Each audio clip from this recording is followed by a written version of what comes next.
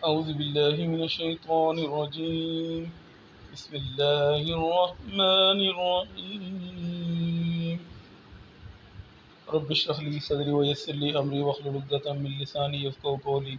ऐ मेरे रब, मेरा सीना मेरे लिए खोल दे और मेरे काम को मुझ पर आसान कर दे और मेरी ज़ुबान की गिरा भी खोल दे ताकि लोग मेरी अच्छी तरह बात समझ सकें। आज का जो हमारा टॉपिक है chapter number 2 sets function and groups. Exercise 2.8 का क्वेश्चन नंबर 7 है। Show that set consisting of elements of the form, element जो है वो इस शक्ल के हैं A plus under 3 B, A और बी के हैं हमारे रैशनल नंबर हैं, is an abelian group with respect to addition. Abelian group के क्वेश्चन में 3-4 क्वेश्चन मैं अपलोड कर चुका हूँ। एक नॉन एबिलियन का ग्रुप था, ठीक है। तो हमने क्या देखना है जी, सबसे पहले जो एलिमेंट है हमारे पास ए प्लस अंडर 3 बी, उसने कहा है कि ए और बी बिलोंग करने चाहिए रैशनल नंबर से। रैशनल नंबर को क्यू से प्रेजेंट करता है। ये हमारे जो एलिमेंट हैं वो इस टाइप के होने चाहिए, तो हमने एक सेट की शक्ल में लिख लेना है। अब इसमें से हम दो एलिमेंट्स हम चूज़ कर लेते हैं, ए प्लस अंडर 3 बी और एक सी प्लस अंडर 3 डी। हम कोई भी दो एलिमेंट चूज़ कर लेते हैं। कंडीशन 1 है फॉर ऑल, यानी कि कोई भी एलिमेंट इन जनरल हमने सपोज कर लेने हैं। अब क्लियर प्रॉपर्टी क्या होती है, दो एलिमेंट्स हमको ऐड करते हैं। दो एलिमेंट्स हमने चूज़ कर लिए, A plus under 3 B, C plus under 3 D. अब ब्रैकेट ओपन करेंगे तो क्या होगा, ब्रैकेट ओपन करेंगे सेंटर पे प्लस का साइन था, इसलिए कोई साइन चेंज नहीं होगा। अब एक जैसी वैल्यू आपस में ऐड होंगी, ए और सी एक जैसे हैं वो ऐड हो गए, क्योंकि इन दोनों के साथ अंडर है तो ये अलग से सॉल्व होंगे। इन दोनों में से अंडर 3 कॉमन आ जाएगा तो बी प्लस डी बच जाएगा। हमारे पास जो क्वेश्चन है इसी तरह का एलिमेंट बन गया। ए प्लस सी को हम अगर ए डैश कह दें और बी प्लस डी को बी डैश कह दें, तो ये क्वेश्चन में जो हमारे पास एलिमेंट थे, पहली वैल्यू सिंपल थी और दूसरी वैल्यू के साथ अनरूट था, ठीक है। ये देख लें, इस तरह का ही एलिमेंट आ गया, इसका मतलब है क्लियर प्रॉपर्टी सेटिस्फाई हो गई है। अब सेकंड कंडीशन क्या है, ये सेकंड प्रॉपर्टी हमने एसोसिएटिव प्रॉपर्टी देखनी कि एसोसिएटिव प्रॉपर्टी इसमें होल्ड करती है या नहीं करती है। तो तीन एलिमेंट हम लेते हैं, for all A plus under 3 B, C plus under 3 D और ई प्लस अंडर एफ, ये सेट में बिलोंग करते हैं। अब हमने प्रूव क्या करना है, ब्रैकेट पहले दो नंबर्स पे लगाते हैं, ए प्लस अंडर 3 बी एक एलिमेंट है, सी प्लस अंडर 3 डी दूसरा एलिमेंट है। ब्रैकेट इन पहले दो नंबर्स पे है और ई प्लस अंडर 3 एफ जो अकेला है। अब क्या करेंगे, पहले नंबर पे ब्रैकेट नहीं लगाएंगे ए प्लस अंडर 3 बी पे, लेकिन सी प्लस अंडर 3 डी और ई प्लस अंडर एफ पे हम ब्रैकेट लगा लेंगे। ब्रैकेट यानी कि फर्स्ट टू पे थी तो हमने लास्ट टू पे लगा ली। अब हमने देखना है कि क्या ये इक्वल आएंगे या नहीं आएंगे।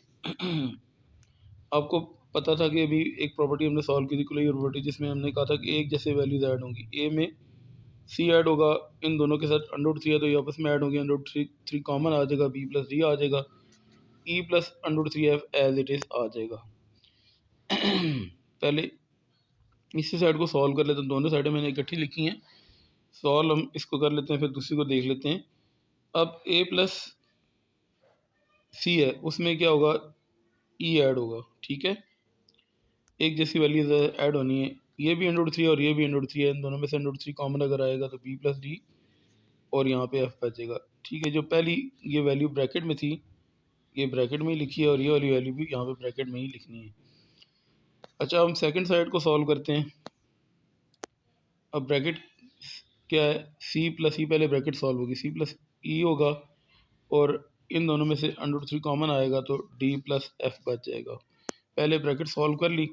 अब हमने क्या करना है, ब्रैकेट को इस पहली वैल्यू के साथ सॉल्व करना है, ठीक है। ए में क्या होगा, सी प्लस ई ऐड होगा, रेड कलर मैंने आपको दिखाया कि जो एक जैसी वैल्यूज हैं दूसरी साइड में भी कर सकते थे, ठीक है। मैंने एक आपको आइडिया दे दिया, आप उसको आइडिया को फॉलो कर सकते हैं। अब अगर हम यहाँ पे देखते हैं साइड पे, इन दोनों में अंडर 3 कॉमन आ रहा है तो क्या बचेगा, बी और डी प्लस एफ पे ब्रैकेट आएगी, ठीक है। जिस तरह यहाँ पे इन दोनों को ऐड किया था, सी प्लस ई ब्रैकेट में ही आएगा। अच्छा, अब हमने क्या करना है,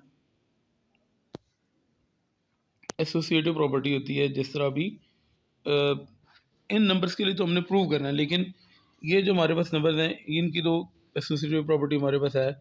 हम क्या करते हैं, ब्रैकेट ये लास्ट टू पे है तो हम फर्स्ट टू पे शिफ्ट कर लेते हैं और लास्ट वाला नंबर ब्रैकेट से बाहर आ जाएगा। इसी तरह ये ब्रैकेट लास्ट टू पे है हम फर्स्ट टू पे ले आते हैं बी प्लस डी पे और एफ ब्रैकेट से बाहर आ जाएगा।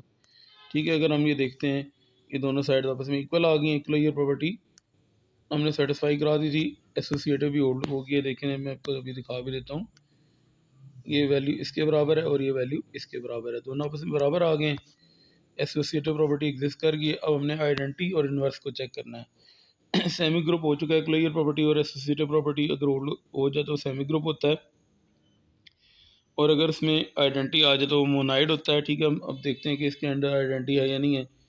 तो एलिमेंट हमारे पास क्या था, एक वैल्यू अंडररूट के साथ है और दूसरी वैल्यू के साथ अंडररूट नहीं है। अगर हम यहाँ पे जीरो अपने पास से दोनों के साथ लगा दें तो उसी टाइप का एलिमेंट है। ठीक है, ज़ीरो अंडररूट सी से मल्टीप्लाई के ज़ीरो ही होगा और ज़ीरो प्लस ज़ीरो ज़ीरो होता है, तो ज़ीरो आइडेंटिटी एलिमेंट है, इसमें बिलोंग करता है। ठीक है, वैसे तो चेक हो चुका है, लेकिन अब अगर हम क्या करते हैं, मैंने जो प्रॉपर्टी बताई थी कि किसी एलिमेंट के अंदर हम आइडेंटिटी अगर ऐड करें तो वही एलिमेंट आता है, यानी कि zero plus under root three zero में A plus under root three B add करें तो A plus under root three B आएगा। ठीक है, किस तरह भला, ज़ीरो में ए ऐड होगा, ए आ जाएगा, अंडररूट थ्री ज़ीरो में अंडररूट थ्री बी ऐड होगा तो ज़ीरो में बी ऐड होके बी आता है अंडररूट थ्री बी। ठीक है, ये मैंने इस साइड पे सॉल्व कर दिया है। अब ए प्लस अंडररूट थ्री बी में zero plus under root three zero add करें तो ए में ज़ीरो ऐड होके ए आएगा और बी में ज़ीरो ऐड होके बी आता है। ठीक है, अंडररूट थ्री साथ आ जाता है, दोनों साइड आपस में इक्वल आ गई हैं, आइडेंटिटी भी एग्जिस्ट कर दी, मोनाइड हो गया। अब मुझे देखना है कि क्या इसका इन्वर्स एग्जिस्ट करता है या नहीं करता। अगर इन्वर्स भी इसका एग्जिस्ट कर गया तो ये ग्रुप होगा।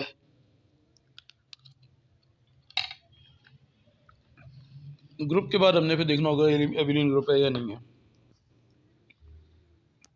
अब एलिमेंट क्या है, A plus under root three B है, उसका इन्वर्स क्या साइन चेंज करते हैं। एडिटिव इन्वर्स में क्या होता है कि ए का साइन माइनस ए और अंडर रूट थ्री बी का sign minus under root three B होता है। अब ये एलिमेंट तो एग्जिस्ट करता है, लेकिन हमने देखना है कि इसको ऐड करने से आइडेंटिटी आएगी या नहीं आएगी। A plus under root three B में minus A minus under root three B अगर हम ऐड करते हैं तो देखें ये zero plus under root three zero आता है या नहीं आता। अब एक जैसी वैल्यू आपस में ऐड होती हैं तो ए में क्या ऐड होगा, माइनस ए। ठीक है, अंडर रूट थ्री इन दोनों में से कॉमन आ गया तो बी माइनस बी आ जाएगा। ठीक है, मैं आपको दिखा देता हूँ, under root three B under root three यहाँ से कॉमन आया तो बी माइनस बी रह जाएगा। अब ए माइनस ए ज़ीरो होता है, बी माइनस बी ज़ीरो होता है, तो zero plus under root three zero आ जाएगा। एक साइड सॉल्व कर ली, minus A minus under root three B में A plus under root three B अगर हम ऐड करते हैं तो माइनस ए में ए ऐड होगा और इन दोनों के साथ बी आ रहा है तो सॉरी अंडर रूट थ्री आ रहा है, अंडर रूट थ्री अगर कॉमन लेंगे तो माइनस बी प्लस बी आ जाएगा। Minus A plus A zero होता है, minus B plus B zero होता है, साथ अंडर रूट थ्री है, तो ये दोनों साइड आपस में इक्वल आ गए हैं। हमने देखना था कि एडिटिव जो identity zero plus under root three zero आएगी या नहीं आएगी। तो ये इसका इन्वर्स है minus A minus under root three B, inverse भी एग्जिस्ट कर गया। अब ये ग्रुप हो चुका है, अब हमने देखना है एबिलियन ग्रुप है या नहीं है। एबिलियन ग्रुप में हमने वैल्यूज़ की प्लेसेस को चेंज करना होता है, A plus under root three B C plus under root three D अगर हम यहाँ पे लिखें। ठीक है, अब अगर इनकी प्लेसेस चेंज करनी है तो C plus under root three D second number पे था, अगर ये फर्स्ट पे आ जाए, और A plus under root three B अगर सेकेंड नंबर पे आ जाए तो ये प्रॉपर्टी एग्जिस्ट करेगी। तो हम इसको चेक करने लगे हैं। अब देखें ए में क्या ऐड होगा, सी ऐड होगा, ब्रैकेट पहले हमने यहाँ पे रिमूव की है। ठीक है, ए में सी ऐड होगा और इन दोनों में से अंडर रूट थ्री कॉमन आ रहा है, अंडर रूट थ्री अगर हम कॉमन लेते हैं तो बी प्लस डी आ जाएगा। अच्छा, अब बी प्लस डी को डी प्लस बी लिख सकते हैं, ए प्लस सी को सी प्लस ए लिख सकते हैं। अब हम क्या करते हैं, सी और अंडर रूट थ्री डी को अलग कर लेते हैं और ए और अंडर रूट बी को हम अलग कर लेते हैं। तो ये वही हुआ कि ब्रैकेट तो नहीं, प्लेसेस वैल्यू की चेंज करनी थी। A plus under root three B second number पे था, फर्स्ट पे आ गया। C plus under root three D second पे था, फर्स्ट पे आ गया। तो कम्यूट का मतलब प्लेसेस को चेंज करना, एलिमेंट्स की प्लेसेस हमने चेंज करके देख लिया, आंसर बराबर आता है। कम्यूटेटिव लॉ होल्ड कर गया है तो ये एबिलियन ग्रुप है। अगर वीडियो पसंद आया तो मेरे चैनल को लाइक भी कर दें, सब्सक्राइब भी कर दें और दूसरों के साथ शेयर भी कर दें। जज़ाकल्लाह।